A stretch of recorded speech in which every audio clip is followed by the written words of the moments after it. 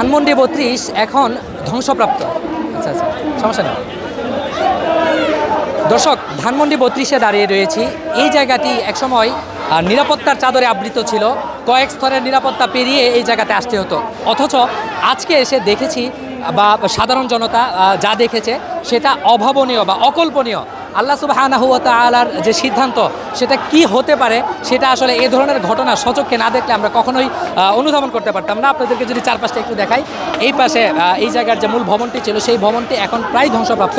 এখানকার অধিকাংশ এই ভবনের অধিকাংশ অংশ কিন্তু ভেঙে গুড়িয়ে একেবারে নিচে ফেলে দেওয়া হয়েছে এবং এখানে আমরা দেখছি যে সাধারণ যারা সুবিধাবঞ্চিত মানুষ রয়েছে তারা কিন্তু এখান থেকে রড ইট ছুটিয়ে নেওয়ার জন্য সর্বোচ্চ চেষ্টা করছে। এখানে হাজার হাজার জনতা কিন্তু এখানে এসে ভিড় করেছে, তারা এই জায়গাটি দেখছে, ছবি তুলছে, স্মৃতি হিসাবে রেখে দিচ্ছে। এই পাশে আরেকটা বিল্ডিং আপনাদেরকে দেখায়, এই বিল্ডিংয়ের ভিতরটাও পুরাই ফাঁকা। এখান থেকে একদম জানালা দরজা পর্যন্ত খুলে নেওয়া হয়েছে। উপরে আমরা ইনকিলাব জিন্দাবাদ দেখতে পাচ্ছি এবং এখানের এই বিল্ডিংয়ের ছাদে উঠেও কিন্তু মানুষ এখান থেকে ফুটেজ নিচ্ছে। এবং আপনাদেরকে আরেকটা বিষয় দেখাই, এখানে জাদুঘর হিসেবে যে বিল্ডিংটাকে ব্যবহার করা হতো সেটা হলো এই যে পিছনের লাল বিল্ডিংটা, সেটা থেকেও কিন্তু এখনও পর্যন্ত অর্থাৎ গত রাত 10টায় বা 8টার দিকে আগুন দেওয়া হয়েছে। সেই আগুনের ফুলকা বা আগুনের ধোঁয়া কিন্তু এখনও পর্যন্ত সেখানে রয়েছে। আপনাদেরকে পুরো ধ্বংসযজ্ঞের একটা চিত্র আসলে দেখাতে চাচ্ছি।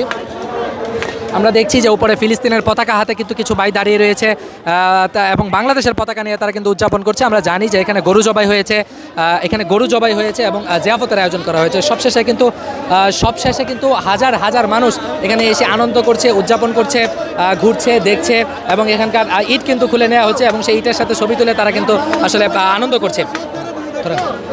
দর্শক, সব মিলিয়ে বলা যায় একজন স্বৈর শাসক পতনের পর তার পরিণতি কী হয় বা একজন স্বৈর শাসকের শেষ পরিণতি কী হয় সেটা কিন্তু আজকে এই ধানমন্ডি ৩২ থেকে এসে সাধারণ মানুষ দেখে যাচ্ছে, শিখে যাচ্ছে। তবে আমরা আশা রাখি যে সামনের দিনগুলোতে অর্থাৎ ভবিষ্যতে যারা ক্ষমতায় আসবে, যারা রাষ্ট্র পরিচালনা আসবে, তারা যেন এই দৃষ্টান্তগুলো সামনে রেখে দেশ পরিচালনা করে।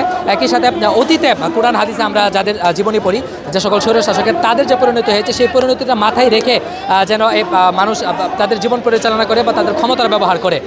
ধানমন্ডি ৩২ থেকে মাহমুদ আবদুল্লাহ।